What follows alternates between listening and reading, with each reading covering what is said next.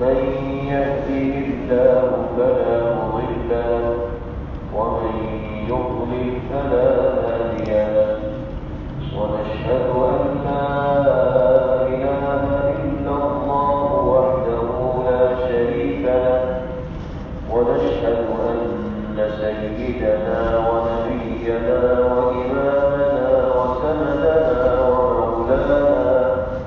ومولانا محمدا عبده ورسوله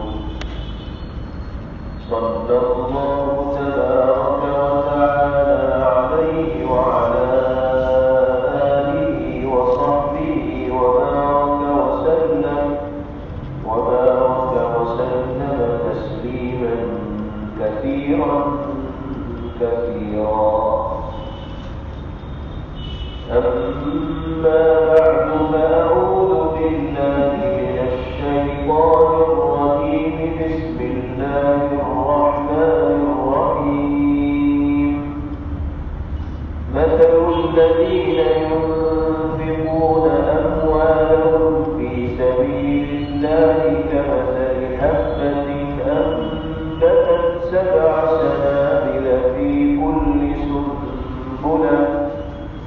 أنبتت 7 سنابل في كل سنبلة 100 حبة والله يضاعف لمن يشاء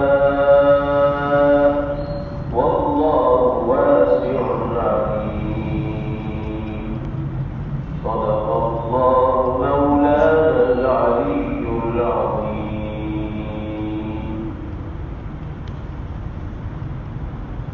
اللہ رب العزت والجلال کی نگاہ میں پسندیدہ اعمال اور اچھے کاموں میں سے ایک کام اللہ کی راہ میں اللہ کی جانب سے دیے ہوئے مال کو خرچ کرنا، چاہے یہ خرچہ فریضے کی ادائیگی کی شکل میں ہو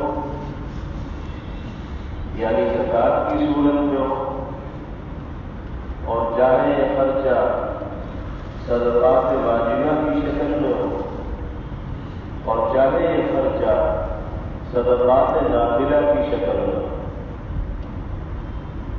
اللہ کی راہ میں خرچ کرنے کی 3 حیثیتیں ہیں۔ ایک حیثیت تو فرض کی ہے جسے زکوٰۃ کہتے ہیں۔ جو شخص صاحب نصاب ہوگا اس پر زکوٰۃ کی ادائیگی لازم و ضروری ہوگی، نہیں ادا کرے گا تو گنہگار ہوگا اور اللہ کی بارگاہ میں اسے جواب دہ ہونا ہوگا۔ دوسری حیثیت واجب کی ہے۔ مثال کے طور پر کسی شخص نے نظر مانی کہ اگر میرا اپنا کام ہو گیا، میں امتحان میں پاس ہو گیا، یہ میری طرح سے ڈیلنگ ہو گئی، میرے کاروبار میں ترقی ہو گئی، تو میں اتنے روپے اللہ کی راہ میں خرچ کروں، اتنے پیسوں سے ضرورت مندوں کی مدد کروں، تو یہ اس نے اپنے اوپر اللہ کی راہ میں خرچے کو لازم کیا ہے نظر مان کر، یہ اس کے ذمہ واجب ہو۔ اور تیسری حیثیت ہے نفل کی، زکوٰۃ کی بھی ادائیگی ہو گئی، واجب کی بھی ادائیگی ہو گئی، لیکن اللہ نے موقع دیا ضرورت مندوں کی مدد کرنے کا، خیر کے کاموں میں حصہ لینے، مسجد کی تعمیر میں حصہ دار بننے کا، مدرسوں میں تعلیم حاصل کرنے والے نادار اور ضرورت مند طلبہ کی ضروریات کو پورا کرنے کا ہم نقلی طور پر حصہ لے رہے ہیں، اللہ کی راہ میں خرچ کر رہے ہیں۔ باری تعالیٰ ہر طرح کے خرچے پر بے حد و حساب اجر عطا فرمائے، کیونکہ اللہ کو اپنی رضا کے لیے انسان کا مال کو خرچ کرنا بہت پسند ہے۔ نبی کریم علیہ السلام نے ایک حدیث پاک میں ارشاد فرمایا لا حسد الا بسنتین، دو آدمیوں کی زندگی کی قابل رشک ہوتی ہے، دو خوش نصیب انسانوں کی زندگی ایسی ہے کہ ان پر رشک کیا جائے اور ان جیسی زندگی اپنانے کی کوشش کی جائے۔ ان میں سے ایک وہ انسان جس کو اللہ نے قرآن کی دولت سے نوازا ہو اور وہ رات دن جب بھی موقع ملے اللہ کے کلام کی تلاوت کرتا ہو تو واقعتاً وہ شخص قابل رشک ہے اور اس لائق ہے کہ اس کی نقل کی جائے، اور جس طرح اس نے کلام الہی کی تلاوت کو اپنی عادت بنایا ہے اسی طرح ہمیں بھی اللہ کے کلام کی تلاوت کی عادت بنائی۔ اسی طرح دوسرے نمبر پر آپ نے بیان فرمایا وَرَجُلٌ آتَاهُ اللَّهُ مَالًا، دوسرا وہ آدمی قابل رشک ہے جس کو اللہ نے مال دیا، دولت دی، سرمایہ عطا کی، اور پھر وہ اس مال کو اللہ کی رضا حاصل کرنے کے لیے ضرورت مندوں کے تعاون میں خرچ کرتا ہے، اس انسان کی زندگی بھی قابل رشک ہے، اس لائق ہے کہ اس کی ابتدا اور تکلیف کی جائے، اور جس طرح ثقافت کا مظاہرہ وہ کر رہا ہے اسی طرح ثقافت کا مظاہرہ کیا جائے۔ یہ تجربہ ہے کہ جس کا ہاتھ جتنا کھلا ہوتا ہے اللہ اس کے مال میں اتنی برکت عطا کرتا ہے۔ لینے والی ذات تو اللہ کی، اگر ہم اللہ کی رضا کے لیے خرچ کریں گے تو 10 راستوں سے بڑی ذات ہمارے لیے مال کے پہنچنے کا راستہ بنانے کے ذریعہ بنا دیں، جتنا خرچ کیا جائے گا اتنی ہی برکت ہو۔ قرآن پاک کی وہ آیات جو ابھی آپ کے سامنے پڑھی گئی اس میں اللہ رب العزت والجلال نے اپنی راہ میں خرچ کرنے والے لوگوں کے اجر و ثواب کو بیان کرتا ہے۔ ہم سوچ بھی نہیں سکتے ایک ایک پائی کے خرچ کرنے پر اللہ کتنا عظیم اجر عطا کرتا ہے۔ قرآن پاک کی مثال بیان کی ہے کہ جو لوگ راہ خدا میں خرچ کرنے والے ہیں ان کی مثال ایسی ہے جیسے گیہوں کا ایک دانہ اور اس کو زمین میں ڈال دیا گیا، پھر اس دانے سے پودا بناؤ اور اس میں 7 بالیاں نکلی اور ہر بالی میں 100 دانے، تو دیکھیے ایک گیہوں کا دانہ 700 گیہوں کے دانے پیدا کرتا ہے۔ باری تعالیٰ ارشاد فرماتے ہیں کہ اسی طرح جو ہماری رضا کے لیے ہماری جانب سے دیے ہوئے مال کو خرچ کرے گا تو ہم ایک کے بدلے میں 700 گنا اجر اس کو عطا کریں۔ ویسے تو ضابطہ اللہ پاک کا یہ ہے کہ من جاء بالحسنۃ فلہ عشر امثالها، جو ایک نیکی کرے گا تو 10 گنا اجر اس کو ملے گا، لیکن یہاں اللہ تعالیٰ نے 700 گنا اجر کا وعدہ کیا۔ اور حضرات مفسرین رحمہ اللہ تو یہ بھی فرماتے ہیں کہ 700 کا ذکر بھی تحریک کے لیے نہیں کیا گیا کہ بس 700 گنا ہی اجر ملے گا، بلکہ کثرت کو بیان کرنے کے لیے اللہ نے یہ مقدار بیان کی ہے۔ مطلب یہ ہے کہ ہم بے حد و حساب اجر عطا کریں گے ان لوگوں کو جو ہماری رضا اور خوشنودی کو حاصل کرنے کے لیے ہمارے دیے ہوئے مال ہی کو ہمارے ضرورت مند بندوں کی ضرورت پوری کرنے کو خرچ کریں۔ رمضان کا یہ مبارک مہینہ اس حوالے سے سال کے دوسرے مہینوں اور دنوں کے مقابلے میں زیادہ اہمیت رکھنے والا جناب رسول اللہ صلی اللہ علیہ وسلم بھی اس ماہ مبارک میں خوب سخاوت کا مظاہرہ کرتا ہے، اور حضرات صحابہ کرام رضوان اللہ علیہ اجمعین فرماتے ہیں کہ رمضان میں تو آپ کی سخاوت ایسی ہوتی تھی جیسے تیز چلنے والی آندھی، یعنی مستقل آپ لوگوں کی ضروریات پر نگاہ رکھا کرتے تھے اور جتنا ممکن ہوتا تھا لوگوں کا تعاون فرمایا کرتے تھے، اس لیے کہ یہ مہینہ اس میں ایسا ہے کہ اس میں ایک نفل کا ثواب بھی فریضے کے برابر ہے، اور فریضے کے برابر ثواب تو 70 گنا دیا ہی اس لیے اللہ جس کو توفیق دے اسے خیر کے کام سے بڑھ چڑھ کر استعمال ہونا چاہیے اور باری تعالیٰ کی جانب سے ذکر کرتا ہے اس بشارت کا مستحق بننا چاہیے. کیا ارشاد کر رہا ہے؟ مثل الذين ينفقون أموالهم في سبيل الله كمثل حبة أنبتت سبع سنابل في كل سنبلة 100 حبة. ان لوگوں کی مثال جو اللہ کی راہ میں اپنا مال خرچ کرتے ہیں گیہوں کے اس دانے کی طرح ہے جس نے 7 بالیاں اگائی اور ہر دانی میں 100 دانے ہوئے. ایک گیہوں بویا گیا اور اس سے اللہ نے 700 گیہوں تیار کر. واللہ یضاعف لمن یشاء واللہ واسع علیم. اور اللہ پاک جتنا چاہے اجر و ثواب کو بڑھا. ضروری نہیں ہے کہ 700 ہی کو نہ ملے. اللہ چاہے تو 7,000 کو نہ بھی عطا فرما سکتے ہیں, 70,000 کو نہ بھی عطا فرما سکتے ہیں. وہ تو انسان کے خلوص کو دیکھتے ہیں اور نیت کو دیکھتے ہیں. واللہ یضاعف لمن یشاء واللہ واسع علیم. اور اللہ تعالیٰ بہت وسعت رکھنے والے اور بڑے جانکار. یہاں پر ایک بات اور سمجھ لینی چاہیے.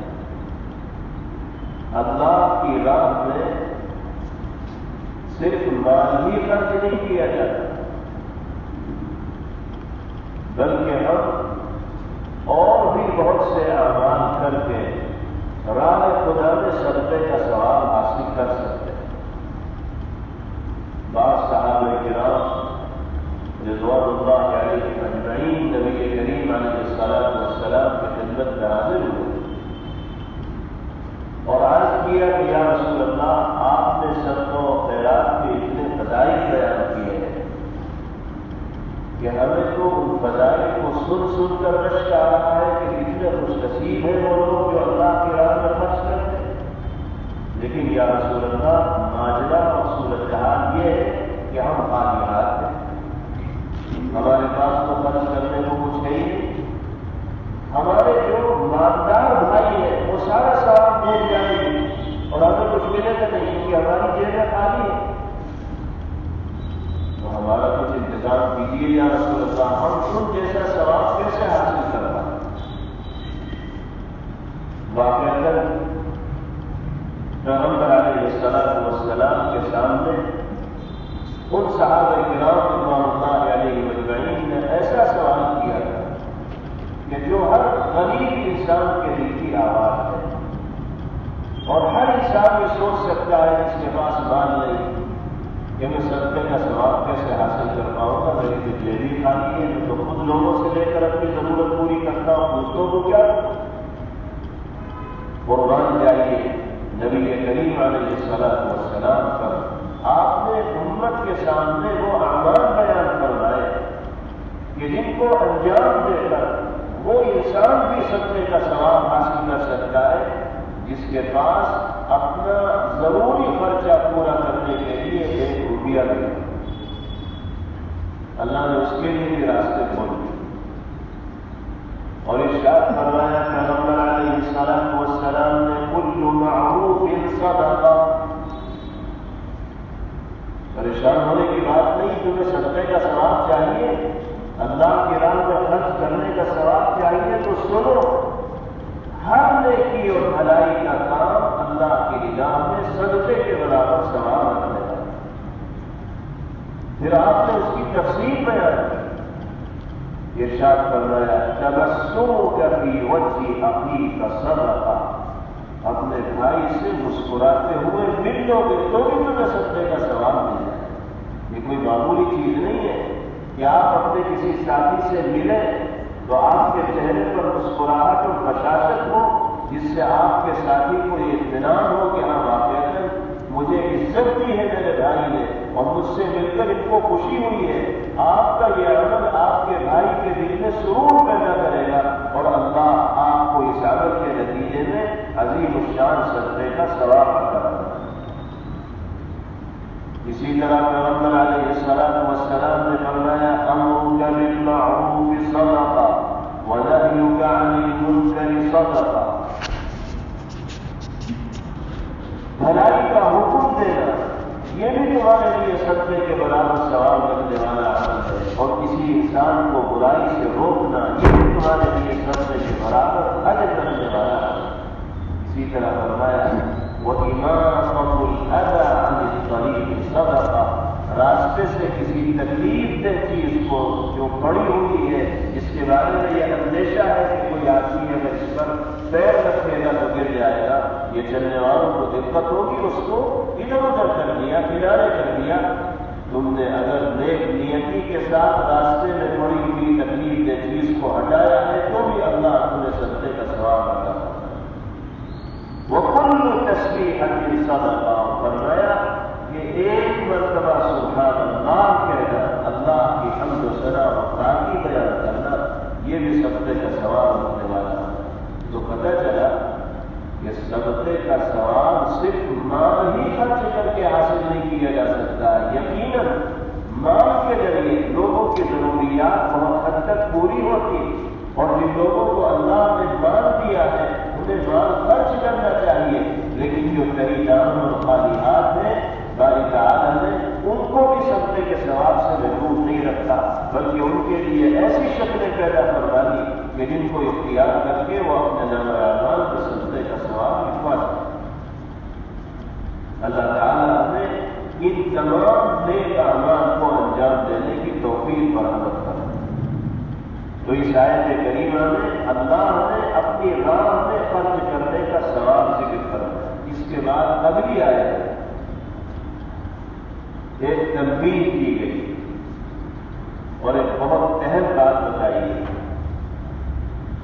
اگر اس بات کا لحاظ نہیں رکھا جائے گا تو چاہے انسان کتنا ہی صدقہ کرے سب پہ پانی گر جائے گا اور سب بے حیثیت اور بے مدد ہو جائے گا۔ ہدایت اللہ پاک یہ دے رہے ہیں کہ میری رضا حاصل کرنے کے لیے ضرورت مندوں کی مدد کرو، غریبوں کا تعاون کرو، میری راہ میں خرچ کرو، لیکن یاد رکھو کبھی کسی کی مدد کر کے بھول کے بھی احسان مت جتلائے۔ یہ کبھی اپنی زبان سے دینے والے کو کوئی تکلیف دے جملہ نہ سنا۔ اگر تم نے احسان جتلانے کا کام کیا، یہ دیا اور کہہ کر دیا اور تکلیف پہنچا کر دیا، تو لاکھوں بھی اگر ہو گئے میری نگاہ میں مچھر کے پر کے برابر بھی اس کی حیثیت نہیں۔ تم اگر دے رہے ہو تو اس میں تمہارا کوئی کمال نہیں، بلکہ میرا کمال ہے کہ میں نے تمہیں دینے کی توفیق بخشی۔ ورنہ کتنے دنیا میں کروڑ پتی اور ارب پتی گھومتے ہیں جنہیں اپنے سوا کسی دوسرے پر خرچ کرنے کی توفیق ہی نہیں ہوتی، اور کتنے کم حیثیت کے لوگ ہوتے ہیں جو اپنے خرچے بھی پورے نہیں کر پاتے، لیکن اللہ ان کے دل کو اتنا کشادہ اور ضرب کو اتنا وسیع بناتے ہیں کہ وہ اپنی تکلیف سے زیادہ دوسروں کی تکلیف دور کرنے کی فکر کرتے ہیں۔ تو یہ سب تو توفیق ہوتی ہے مالک کی طرف سے۔ دینے والا اگر دے رہا ہے تو جس کو دے رہا ہے اس کا احسان مند ہو کہ اللہ نے مجھے مال خرچ کرنے کا ایک ذریعہ عطا کر دیا، ورنہ دنیا میں وہ زمانہ بھی آئے گا کہ مال والے مال لینے پر بھولیں گے لیکن کوئی ان کا مال دینے والا دنیا میں نہیں۔ آج اگر اللہ نے ہمیں ذرائع دے رکھے ہیں مال خرچ کرنے کے اور اپنی رضا کو حاصل کرنے کے، تو یہ اللہ کی نعمت اس کو تصور کرنا چاہیے اور اس پر اللہ کا شکر ادا کرنا چاہیے۔ احسان جتلانا اور تکلیف کے جملہ اپنی زبان پر لانا یہ انسان کے بھاری سے بھاری خرچے کو بے وزن کر دیتے۔ ارشاد ربانی الذین ينفقون أموالهم في سبيل الله ثم لا يتبعون ما أنفقوا منا ولا أذى، جو لوگ اللہ کی راہ میں اپنا مال خرچ کرتے ہیں اور مال خرچ کرنے کے بعد نہ تو احسان جتلاتے ہیں اور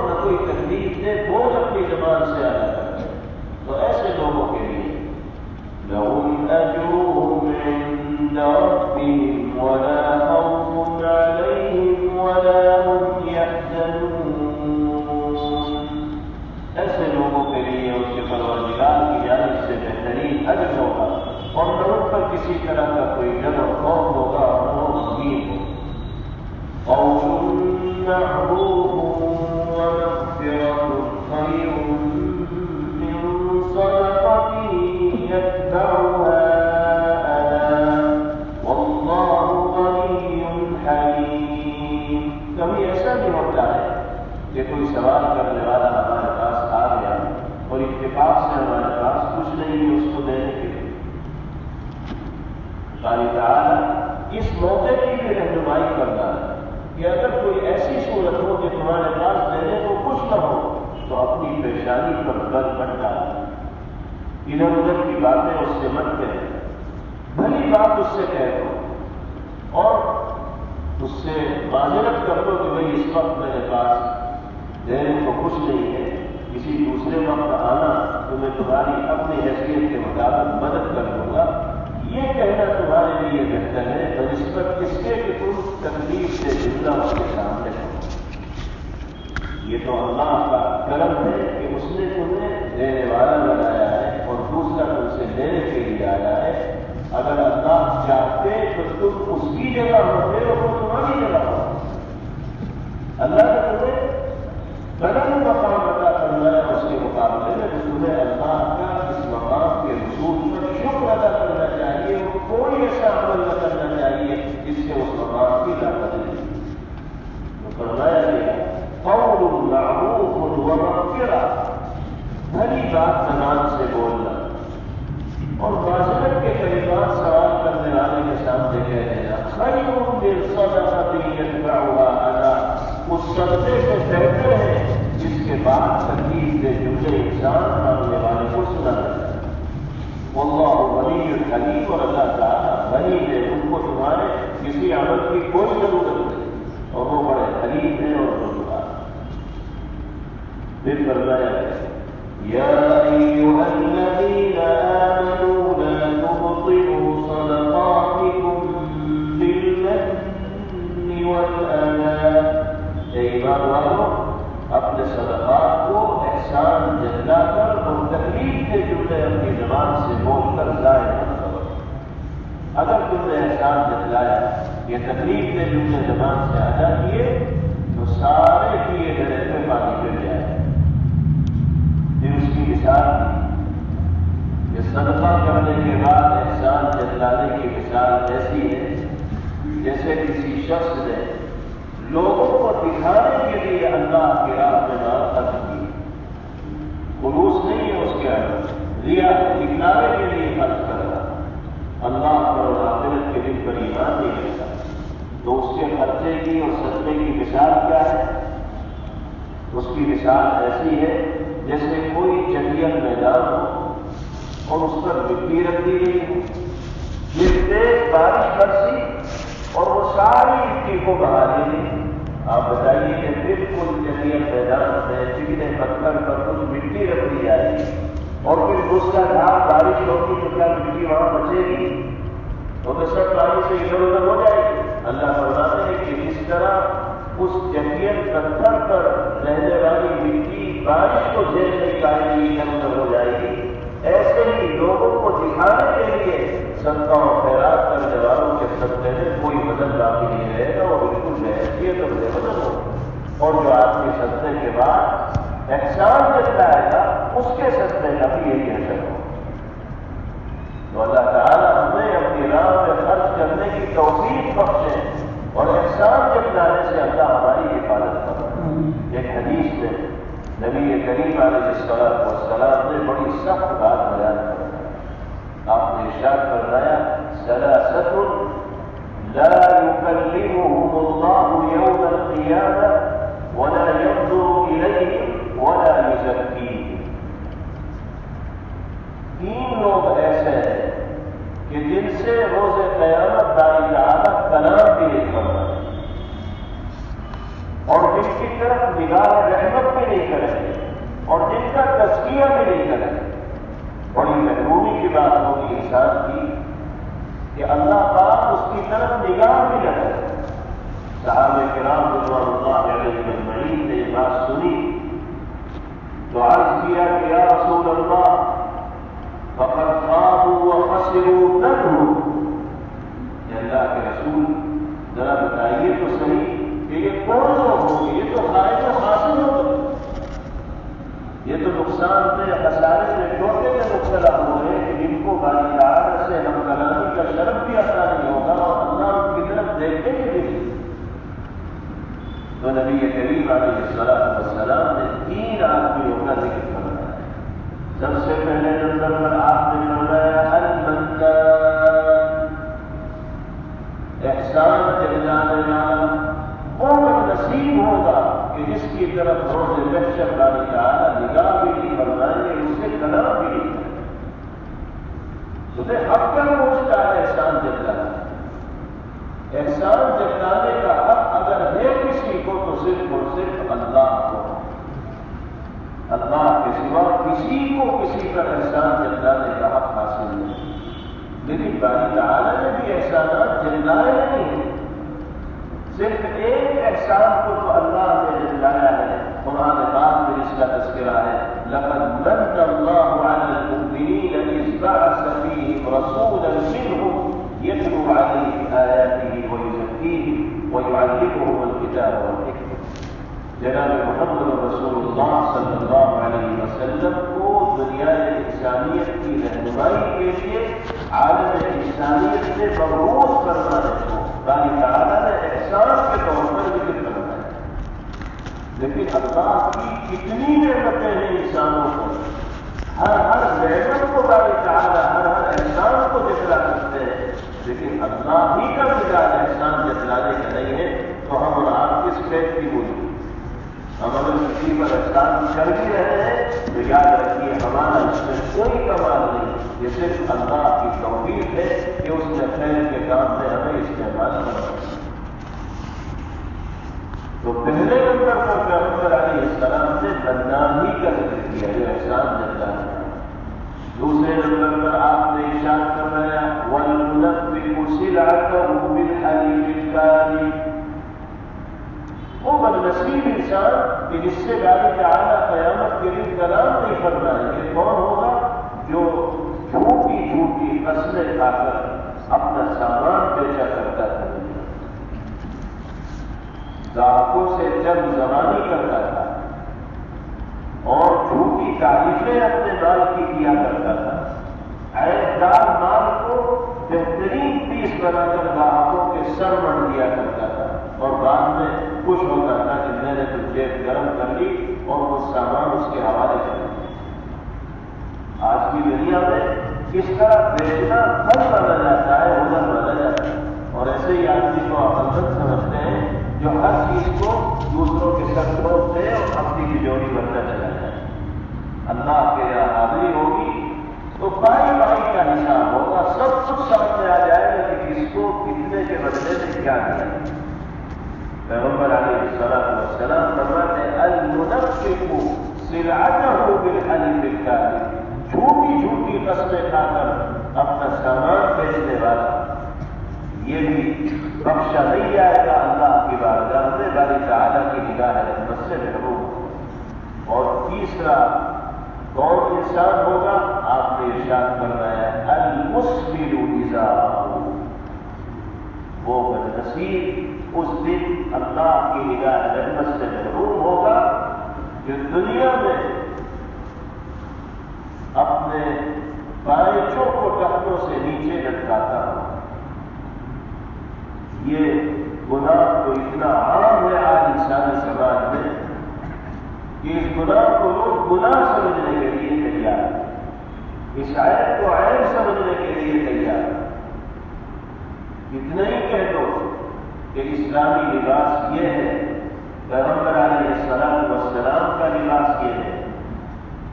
آپ نے مردوں کے لیے بائیں ٹخنے سے اوپر رکھنے کی تاکید کی ہے، لیکن ایک کان سے سنتے ہیں دوسرے کان سے نکال دیتے ہیں. ہمیں تو وہی لباس پسند آتا ہے جو مغرب نے ہمارے اوپر مسلط کیا ہے اور جو ہمارے کلچر اور ہماری تہذیب کا حصہ بنا. چاہے بغیر ٹوٹا ہوا لباس ہمیں پہنا دے تو ہم کوئی پہن کے خوش ہیں. اب دیکھیے آپ نوجوانوں کو پھٹی پینٹ سے پہنے گھوم رہے ہیں, 10 پیروں ایک پینٹ میں لگے ہوئے ہیں. نئی پینٹیں خریدی جاتی ہیں وہ بھی پھٹی ہوئی ہوتی ہے اور وہی پہن کے گھومتے ہیں اور سوچتے ہیں کہ ہم سے بڑا خوبصورت کوئی نہیں. دیوار میں یہی بات بٹھا دی گئی کہ تم ایسی ہی پینٹ پہنو گے, ایسے ہی لباس پہنو گے کہ تم دنیا کی رفتار کے ساتھ چلنے والے مانے جاؤ گے اور تمہاری عزت ہوگی اور تمہارا اسٹیٹس ہوگا اور تیار ہو. اسلامی لباس پہننے کو تیار نہیں, اور جو سراسر میں اسلامی لباس ہے وہ ہمارے دل کی دھڑکن بنا ہوا. اللہ تعالیٰ ہم سب کی حفاظت فرمائے اور اپنی مرضیات پر چلنے کی اللہ تعالیٰ ہم سب کو توفیق نصیب فرمائے. یہ حدیث جب جناب رسول اللہ صلی اللہ علیہ وسلم کی ہمارے پیش نظر ہونی چاہیے, اور ان تینوں اعمال سے ہمیں اپنے آپ کو بچانے کی کوشش کرنی چاہیے جو روز محشر انسان کو اللہ کی نگاہ رحمت سے محروم کرتے. ایک اور روایت میں نبی کریم علیہ الصلوۃ والسلام نے ارشاد فرمایا, لا يدخل الجنة المنان وشارب الخمر وعاق لوالديه او كما قال صلی اللہ علیہ وسلم. آپ نے فرمایا کہ 3 لوگ ایسے ہیں جو جنت کی دہلیز پر بھی قدم نہیں رکھتا. جنت میں داخلہ ان کے لیے ممنوع ہوگا. ان میں سے پہلے نمبر پر آپ نے فرمایا احسان جتلانے والا, دوسرے نمبر پر آپ نے فرمایا کہ شراب نوشی کرنے والا, اور تیسرے نمبر پر آپ نے فرمایا کہ ماں باپ کی نافرمانی کرنے والا. یہ 3 لوگ ایسے ہیں جو جنت میں داخلے کے مستحق قرار نہیں کیے جائیں گے. اللہ پاک ہم سب کی بدعمالیوں سے حفاظت فرمائے اور اپنی مرضیات پر چلنے والی تعالیٰ ہم سب کے لیے آسان فرمائے. وآخر دعوانا ان الحمد للہ رب العالمین. Thanks for watching. Don't forget to like, comment, share and subscribe to Al Wahid channel.